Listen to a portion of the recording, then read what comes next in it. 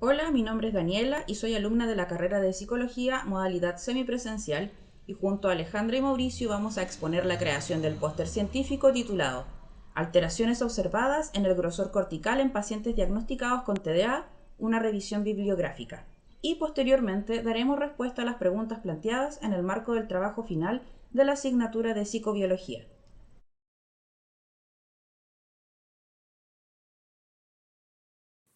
La confección de este póster científico se basó en los trabajos correspondientes a cada unidad de esta asignatura, en la que se hizo una revisión bibliográfica acerca del trastorno por déficit atencional con hiperactividad TDAH. Este es un trastorno de neurodesarrollo que afecta la salud y el funcionamiento social de las personas que lo padecen. Esto se debe a déficits en procesos controlados y funciones ejecutivas, los cuales se relacionan con alteraciones en morfología cortical.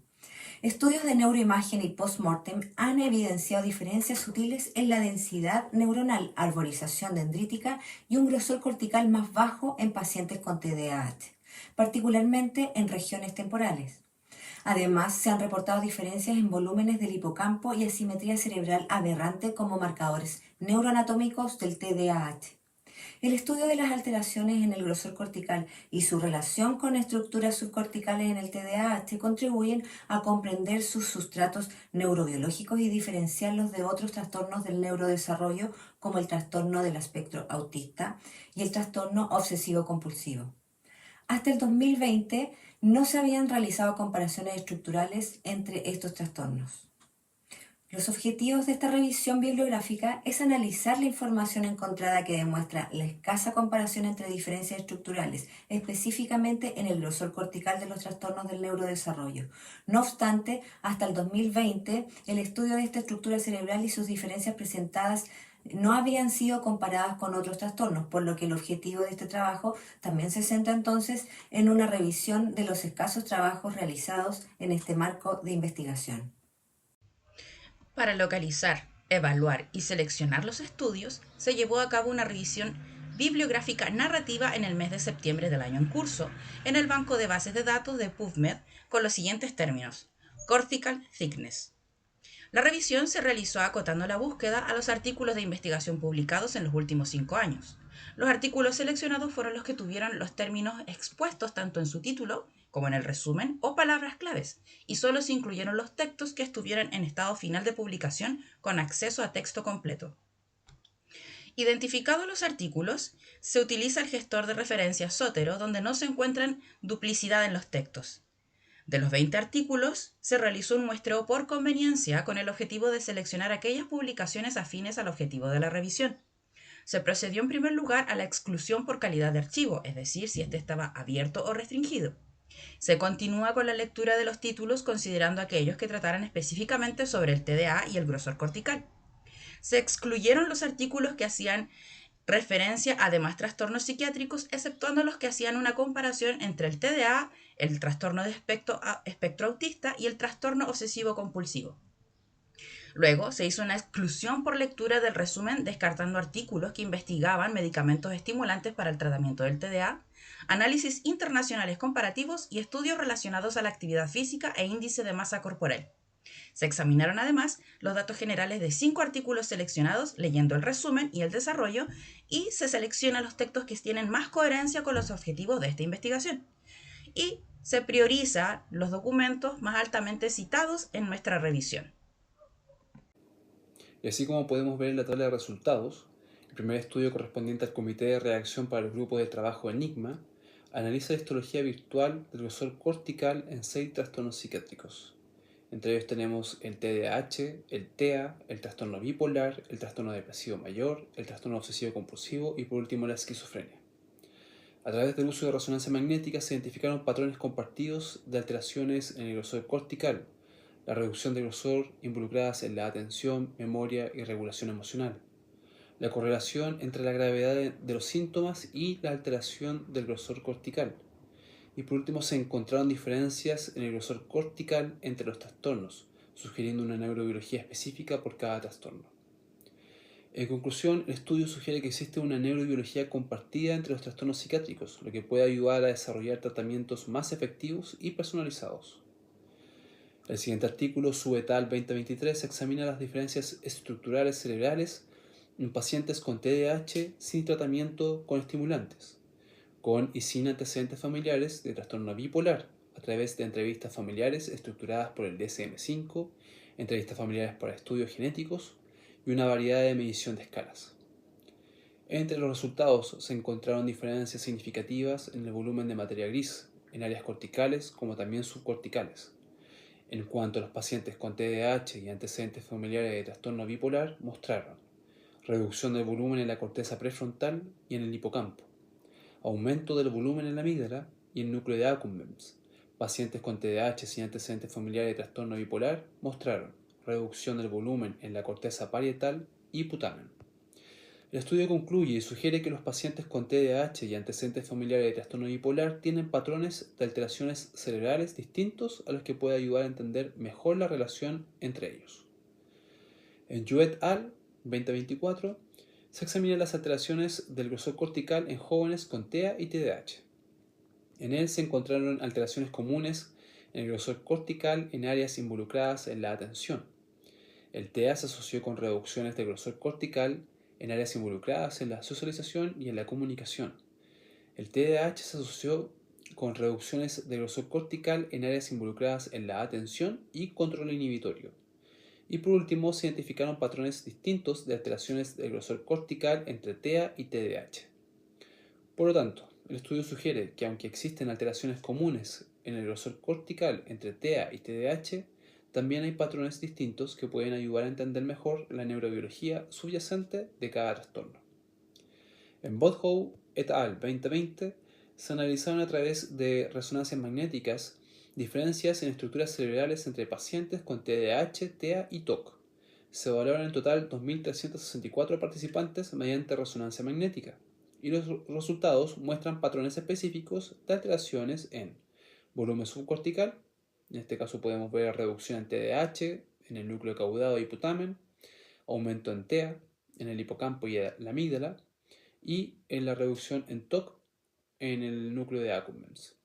Y en cuanto al grosor cortical regional, hay una reducción en TEA, en la corteza prefrontal y parietal, aumento en TEA relacionado a la corteza temporal y occipital, y por último la reducción en TOC en la corteza prefrontal y parietal. Estos hallazgos sugieren que cada trastorno tiene una neurobiología única, lo que puede ayudar a desarrollar tratamientos más efectivos. Y por último, en Chen et al. 2021, se examinó la asimetría en estructuras corticales y subcorticales del cerebro en niños y adolescentes con TDAH. En total se evaluaron 93 participantes con TDAH y se realizaron 93 controles sanos mediante resonancia magnética. Y estos resultados mostraron, primero, la asimetría significativa en el volumen del núcleo caudado del hipotálamo en el hemisferio derecho en pacientes con TDAH. Segundo, reducción del grosor cortical en la corteza prefrontal y parietal en el hemisferio izquierdo con pacientes con TDAH. Tercero, correlación entre la asimetría cerebral y la gravedad de los síntomas de TDAH. Estos hallazgos sugieren que la asimetría cerebral puede ser un biomarcador potencial para el TDAH en niños y adolescentes.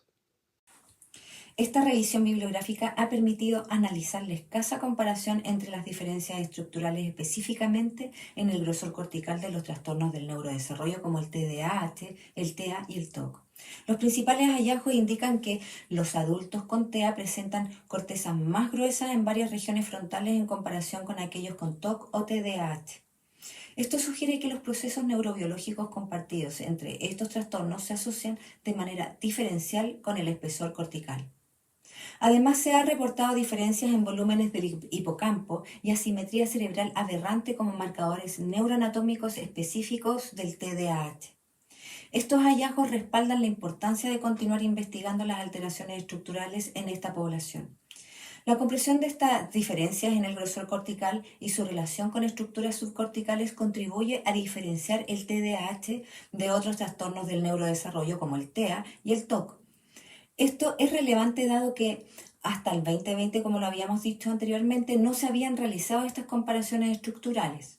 En conjunto, los resultados de esta revisión subrayan la necesidad de profundizar en el estudio de los sustratos neurobiológicos compartidos y distintivos de estos trastornos.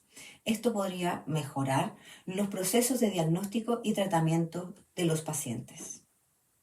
Luego de una revisión bibliográfica exhaustiva a lo largo de la asignatura respecto al trastorno por déficit atencional con hiperactividad, más conocido por sus siglas como TDA, se especificarán sus síntomas y también nos vamos a referir a una de las estructuras que se ven envueltas en este trastorno. Según el DSM-5, el TDA presenta la siguiente sintomatología: síntomas de inatención, dificultad para mantener la atención en tareas o actividades, para seguir instrucciones, para completar tareas y para mantener la organización. Síntomas de hiperactividad, movimiento excesivo y dificultad para quedarse quieto o para relajarse. Síntomas de impulsividad, interrupción de otros, dificultad para esperar turnos o para controlar impulsos. Es necesario indicar que estos síntomas tienen que ser persistentes y graves para poder cumplir con los criterios del diagnóstico. Disfunciones estructurales. Dentro de las variadas estructuras que se ven envueltas en lo que es el TDA, vamos a referirnos a lo que es el hipocampo. Su et al. En el año 2023 señala que quienes tienen TDA exhiben una disminución del volumen de la materia gris en ciertas circunvoluciones, además de la amígdala y el hipocampo. El hipocampo es uno de los órganos principales en el proceso de la neurogénesis. Tenemos que recordar que esta estructura con forma de caballito de mar forma parte del sistema límbico y se ubica en el lóbulo temporal, abarcando desde el hipotálamo hasta la amígdala, estando estrechamente relacionado con la memoria. El hipocampo está involucrado además en procesos superiores como la memoria, el procesamiento de las emociones o el estrés. Y también tiene un papel clave en el procesamiento de la memoria declarativa a corto y largo plazo. En asignaturas anteriores nosotros aprendimos que la memoria declarativa se divide en tipos como memoria semántica, memoria episódica y memoria espacial. En esta última nos vamos a detener. La memoria espacial es la información sobre la ubicación de objetos físicos en el espacio o propiedades especiales que están en el entorno. Estas funciones de la memoria se asocian mucho con los síntomas de inatención señalados en lo que es el DSM-5. Por ejemplo, los individuos con TDA tienen más riesgo a sufrir lesiones y accidentes, lo cual se relaciona con la memoria espacial, ya que existen dificultades para ubicarse en el espacio y relacionarse con los objetos que están en el entorno.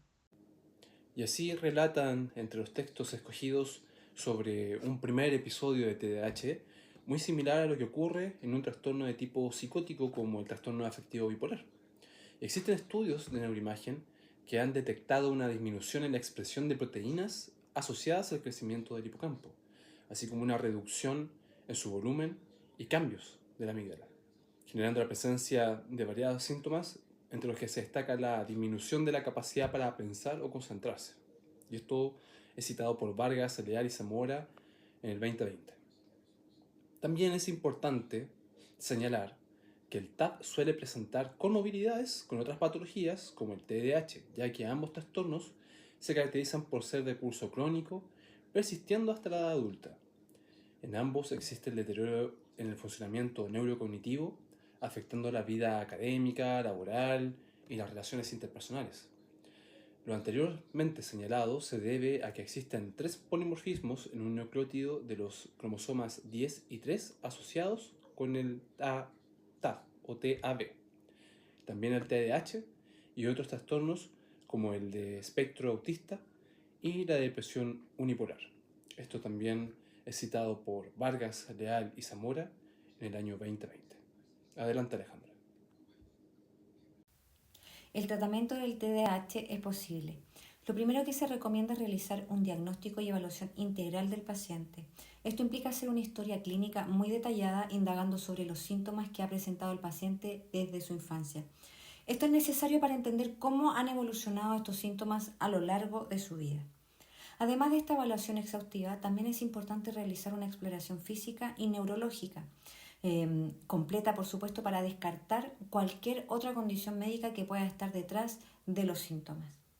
Pero el diagnóstico no se basa solo en la entrevista, también se utilizan una serie de herramientas estandarizadas, por ejemplo, escalas como la de Conners o la de Vanderbilt, permiten evaluar de forma objetiva la presencia e intensidad de los síntomas de TDAH. Hacer entrevistas con el entorno social cercano del paciente permite tener una visión más completa de cómo le afecta el trastorno en su día a día. Una vez teniendo claro el diagnóstico, pasamos a abordar el tratamiento. Aquí tenemos dos tipos, el farmacológico y el no farmacológico. En el farmacológico, los fármacos psicoestimulantes como el metilfenidato son la primera opción. Estos actúan regulando los niveles de neurotransmisores como la dopamina y la noradrenalina, lo que ayuda a mejorar tanto los síntomas principales como otros problemas asociados. En el caso de que los estimulantes no sean adecuados, la atomoxetina es la segunda alternativa. Este medicamento funciona de manera diferente, inhibiendo la recaptación de estos neurotransmisores, sobre todo en áreas como la corteza prefrontal. Pero el tratamiento no se basa solo en fármacos, también es esencial el abordaje no farmacológico.